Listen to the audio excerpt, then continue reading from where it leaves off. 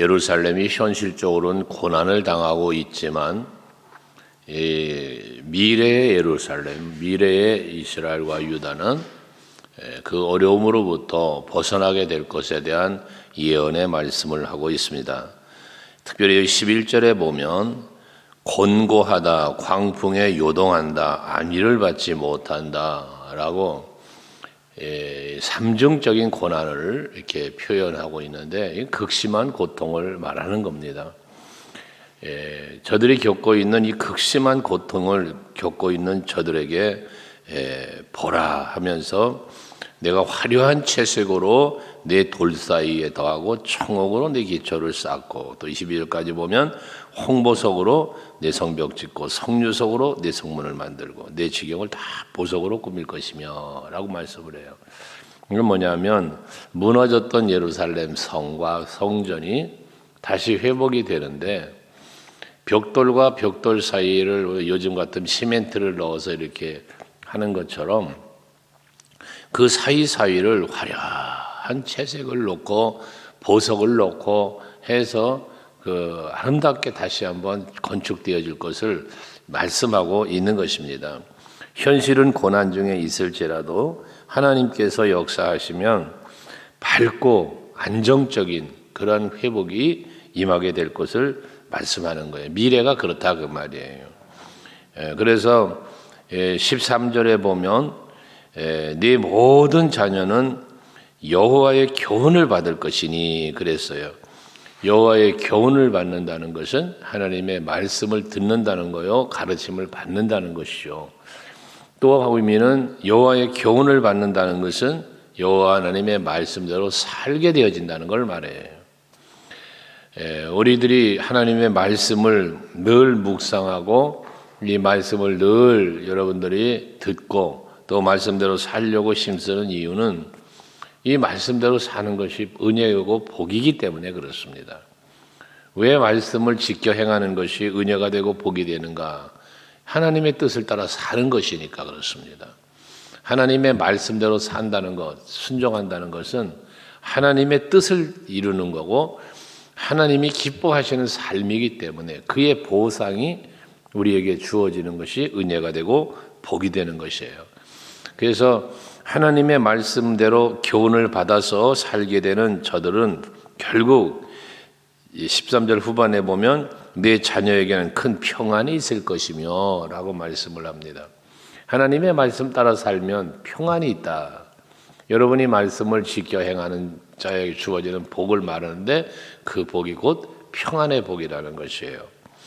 그 다음에 14절도 보면 너희는 공의로 설 것이며 또 학대가 내게서 멀어질 것인즉 이라고 해서 학대를 받는 것이 멀어진다는 것은 노예의 삶이잖아요. 학대는 노예의 삶이에요. 종의 삶이에요. 그것이 나에게서 멀어진다 하면 자유를 말하는 거죠. 노예로부터 해방되는 것을 말하는 거예요. 포로로 잡혀갔던 저들이 하나님의 말씀을 듣고 그 말씀대로 잘 지켜 행하면 평안이 찾아오는데 그 평안의 요소가 뭐냐? 노예에서 해방, 포로에서 해방됨이라는 것입니다. 또 뿐만 아니라 내가 두려워하지 않는다라고 말씀을 해요. 어제도 아침에 4절에서 묵상한 것처럼 두려워하지 말아라, 놀라지 말아라 라고 말씀을 하시면서 내가 수치를 당하지 않을 것이다, 부끄러움을 보지 않을 것이다 라는 말씀을 한 것처럼 이제 하나님의 말씀 안에서 살아가게 되면 하나님께서 이처럼 수치도 부끄러움도 당하지도 보지도 않도록 자유를 주는 거예요. 수치와 부끄러움은 종의 신분일 때 노예의 신분으로서 당하는 것들이었는데 하나님께서 이제는 말씀으로 지키시고 보시고 결국 하나님의 교훈은 메시아인데요. 메시아의 예언인데요. 그 메시아의 예언으로 메시아가 오셔서 우리를 이렇게 참 자유와 평안을 주실 것을 말씀하고 있는 겁니다. 오늘도 여러분들이 이처럼 하나님 앞에 나와 예배하시며 말씀을 또한 듣고 묵상하고 기도하고 살아가는 한 날이 여러분에게 참된 평안과 자유가 있는 하루가 될 수 있기를 바랍니다. 두려워하지 않고 공포도 내게 가까이지 못한다 그랬어요. 그러니까 내 마음에 불안한 요소들이 없다 말이에요. 가까이 못한단 말이에요. 이게 평안을 누리는 것이다 그 말씀이죠. 그래서 우리가 살다 보면 두렵고 근심할 일, 또 내 마음에 여러 가지 이 공포감 이런 것들이 몰려올 수 있어요. 불안함 이런 거요. 하지만 말씀 안에서 살면 그 모든 것이 나에게 가까이 할 수 없는 거예요. 여러분 에베소서 6장에 사도 바울이 하나님의 전신갑주를 말씀하잖아요. 그 하나님의 전신갑주가 하나님의 약속의 말씀을 믿는 믿음이고요. 그 말씀으로 살아가는 삶이거든요. 그리할 때 마귀의 모든 계계를 능히 멸한다 그랬어요. 능히 대적할 수 있다고 말했거든요. 그러니까 마귀가 우리에게 가져다 주는 게 두려움이고 염려고 불안이고 근심이고 이런 것들이잖아요. 이런 것들이 가까이 못한다. 물리치는 거죠. 물리치는 거죠. 바로 여러분들에게 하나님의 말씀은 그런 능력, 그런 은혜를 준다는 것입니다. 오늘도 그 은혜 안에서 걱정하지 마시고 두려워하지 말고 항상 참된 평안을 누리는 오늘 하루가 되시기를 바랍니다. 15절에 보면 보라 그들이 분쟁을 일으킬지라도 나로 말미암지 않은 것이 했어요. 이 분쟁은 대적자들이 일어나 전쟁을 일으키는 걸 말하는 건데 이들을 괴롭히고 이들을 두렵게 만들고 하는 것들 이 대적자 이스라엘의 대적자들이에요. 저들이 그 대적하는 것은 하나님으로 말미암는 게 아니라는 거예요. 분쟁은 하나님이 주는 게 아니라는 거예요. 누구든지 너와 분쟁을 일으키는 자는 너로 말미암아 패망하리라 그랬는데 왜 너로 말미암아 패망이 되냐면 이들은 누구냐? 하나님의 보호받는 자들이에요. 하나님의 은혜 속에 있는 자들이란 말입니다. 그러니 저들과 다투고 저들과 분쟁하는 자는 하나님이 그들을 지켜주시니 결국 하나님이 대적하고 하나님이 물리쳐 주셔서 저들이 패망하게 되어진다는 거예요. 다투고 분쟁하는 사람의 결과는 패망이기도 한 거예요. 그래서 우리는 다투거나 분쟁하지 않도록 힘써야 됩니다. 다툼이나 분쟁은 하나님이 주시는 게 아닙니다. 이 다툼과 분쟁, 시기와 질투, 이 모든 또 앞에 말한 염려와 근심, 이 모든 것들은 전부 다 사단의 권세가 주는 것들이에요. 그게 우리를 불안하게 만들고 우리를 위협에 빠뜨려서 염려하게 만드는 이게 바로 사탄이 노리는 것이거든요. 여러분들이 주 안에서 예수 안에서 말씀 안에서 그런 모든 사단이 가져다주는 마음들을 다 물리치고 그리고 믿음의 승리자들이 되는 여러분 되셔야 합니다. 골리앗을 보고 두려워 떠는 사울왕이나 백성들 그 마음은 하나님을 보지 못하게 만드는 사단의 계략이에요. 그리고 그것 때문에 염려 속에 빠져서 하나님의 나라를 지키지 못하는 그러한 연약한 자들의 모습인 것입니다. 그러나 다윗은 어린 소년이지만 믿음으로 골리앗을 향하여 나아갈 때 이기게 해주신 하나님의 놀라운 능력을 우리는 보아요. 다윗의 능력이 아니라고 그랬죠. 그건 다윗의 능력이 아니라 하나님의 능력이 다윗을 통하여 나타난 거예요. 그럼 왜 다윗을 통하여 하나님의 능력이 그렇게 나타나는가? 바로 다윗의 믿음이 그 능력을 이끌어오는 통로였다는 것이에요. 그렇다면 오늘 여러분들에게도 다윗 같은 믿음이 있으시면 되는 거예요. 그럼 여러분 앞에 놓여있는 골리앗 같은 문제 쓰러지는 거예요. 내 힘으로가 아니라 누구 힘으로? 하나님의 도우시는 힘으로요. 왜 하나님이 도와요? 믿음이 있으니까요. 그래서 믿음대로 된다는 거예요. 여러분들이 항상 믿음으로 승리하는 여러분 되시면 됩니다. 그러면 여러분의 믿음대로 하나님은 일을 하시는 거예요. 나는 믿기만 하면 되는 거예요. 하나님이 하시는 거예요. 그 아들을 고쳐달라고 마가복음 9장에 보면 찾아봤던 아버지 이야기 있잖아요. 변화산에서 내려오시는 예수님 앞에 당신 제자들한테 좀 고쳐달라고 그러는데 내 아이를 못 고칩니다. 그러니 선생님 할 수 있거든. 내 아이 좀 고쳐달라고 하잖아요. 그때 할 수 있거든이 무슨 말이냐. 믿는 자에게는 능치 못함이 없느니라 해서 믿음을 말씀하잖아요. 그때 이 아버지 뭐라 합니까? 주여 내가 믿겠습니다 그러잖아요. 그러니 그 아이가 나 고침을 받는 거게 된 거예요. 그 아버지가 믿겠습니다. 그 믿음이 얼마나 간절한 믿음이겠어요. 그러니까 아들의 병이 낫는 거예요. 여러분들 앞에도 놓여 있는 문제들은 다양해요. 골리앗 같은 문제, 홍해바다 같은 문제, 목마름의 문제, 다양한 문제들이 있는 거예요. 질병의 문제, 영적인 문제 다 있어요. 그러나 여러분, 우리가 하나님의 약속의 말씀을 확실히 믿고 그 믿음으로 나아가면 여러분 앞에 가로막고 있는 다양한 문제들이 열려지는 거예요. 홍해가 갈라지는 것처럼, 반석에서 물이 나오는 것처럼 불가능이 가능하게 되어지는 거예요. 그 불가능이 가능하게 되면서 내 마음에 평안이 찾아오고, 그리고 나를 엄습했던 모든 것들이 사라지게 되니까 그게 우리들의 누리는 기쁨이 되고 평안이 되도록 하나님 역사해 준단 말이에요. 그냥 우리는 항상 아셔야 될 것은, 홍해바다를 보고 염려하고 근심하고 불평했던 백성들 때문에 홍해가 갈라지지 않았어요. 그런 상황에서도 하나님을 바라보며 기도한 모세 때문에 갈라진 거죠. 골리앗을 쓰러뜨리고 블레셋과의 전쟁에서 이긴 것, 여러분, 백성들이 가지고 있던 창과 칼이 아니라고요. 다윗이 가지고 있던 물맷돌도 아니라고요. 하나님의 능력인 것이죠. 그렇다면 여러분들을 답답하게 만들고 두렵게 만들고 염려하게 만드는 문제들요, 하나님을 믿는 믿음으로 하나님 앞에 서고 문제 앞에 서면 그 모든 문제는 내 앞에서 사라지는 거예요. 그래서 믿음의 눈을 들어, 찬양이 그러잖아요.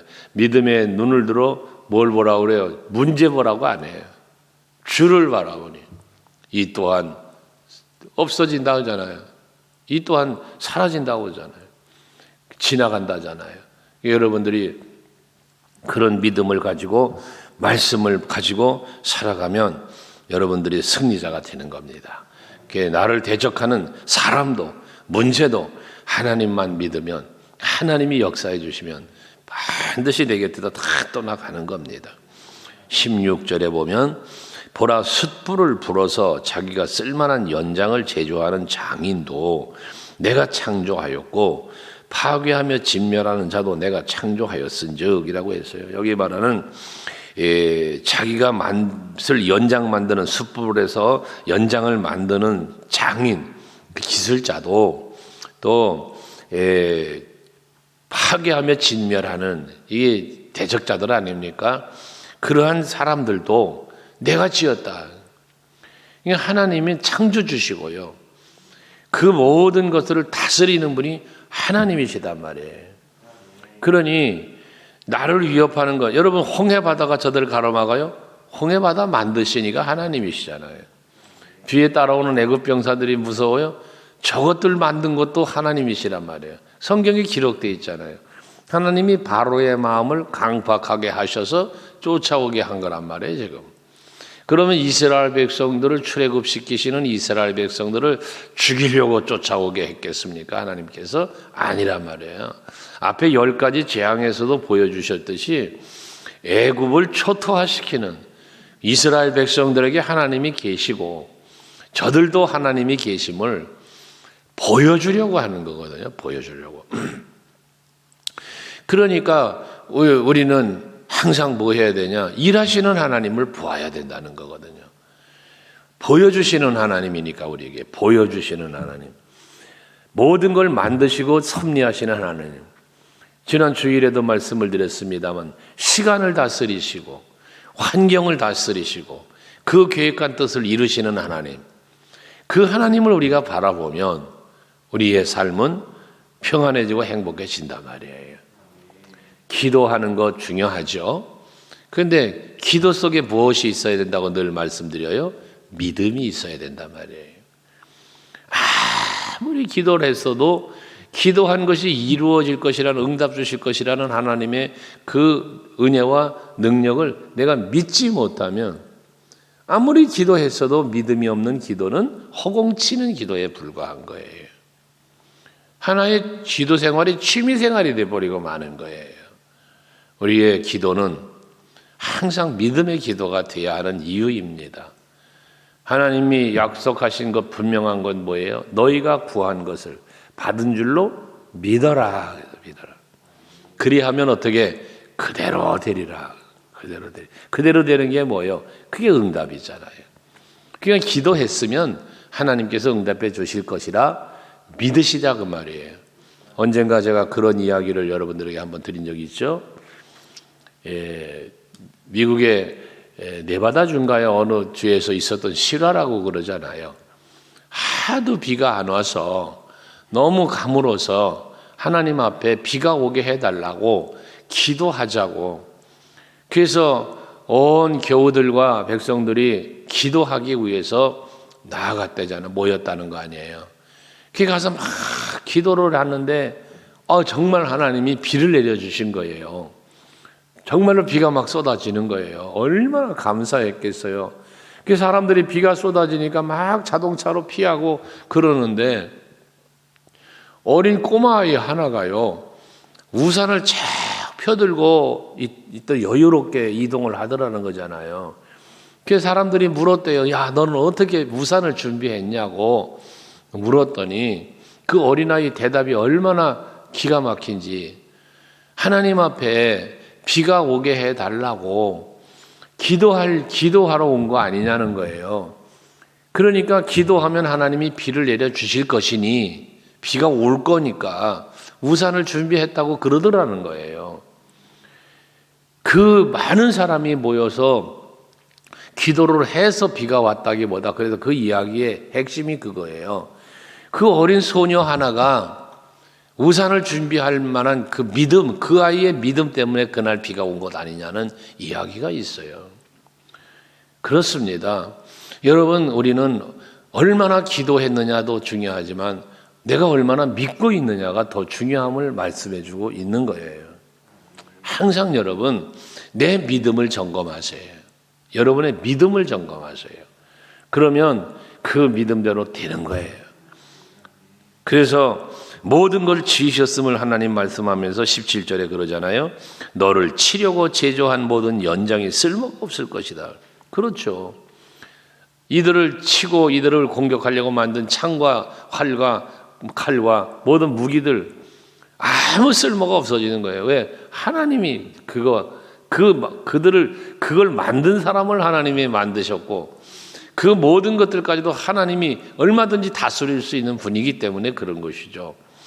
이렇게 모든 저들을 치려고 만든 무기들이 다 쓸모가 없게 되는 되는 것처럼 여러분들을 위협하고 여러분들을 힘들게 하는 모든 일들도 하나님이 여러분을 지키시면 아무 쓸데없이 그냥 다 없어져 버리는 거예요. 흔적도 없이 사라지는 거예요. 그러므로 여러분들 앞에 여러분이 생각하고 있는 문제들, 오늘 이 아침에도 그 문제를 하나님 앞에 내놓고 기도하시면 하나님께서 그 문제를 여러분 앞에서 싹 사라지게 하실 거예요. 또 너를 일어나서 대적하여 송사하는 모든 혀는 내게 정죄를 당하리니 그랬어요. 대적하고 모함하고 송사하고 하는 말들 있잖아요. 정죄를 당하리니 그래요. 하나님이 그것을 기뻐하지 않는다는 이야기예요. 그래서 여러분에게 늘 말하지만 비판하지 말아라. 모함하지 말고 정죄하지 말아라. 남에 대해서 그러지 말고 항상 남에 대한 평가를 내리기보다 자기를 성찰하자는 이야기를 늘 드리는 거예요. 네가 비판하는 그 비판으로 네가 비판을 받을 것이다. 그러지 않아요? 우리는 항상 대적자가 되지 말고 시기 질투자가 되지 말고 언제나 격려하고 위로하고 또 마음을 같이 하려고 하는 또 섬기고 이럴 수 있는 여러분들이 되시길 바랍니다. 왜 그럼 이들이 이렇게 쓸모가 없게 되고 정죄를 당하는가? 이는 여호와의 종들의 기업이요 이는 그들이 내게서 얻은 공인이라라고 말씀해서 결국 여호와 하나님과 하나님의 종, 하나님의 기업, 하나님의 의로우심이 나타나는 무리들, 택함받은 백성을 이렇게 표현한 거거든요. 여러분이 여기에 해당되는 거예요.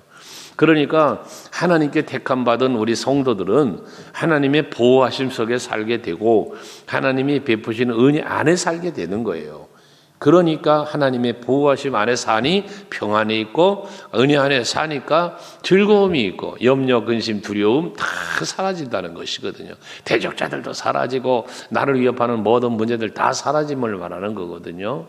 오늘도 여러분의 삶의 현장에는 여러분들을 위협하는 모든 요소들이 다 사라지고 오직 여러분을 호위하는 천군 천사의 호위함 속에서 참된 평안을 누리는 하루가 되시기를 바랍니다.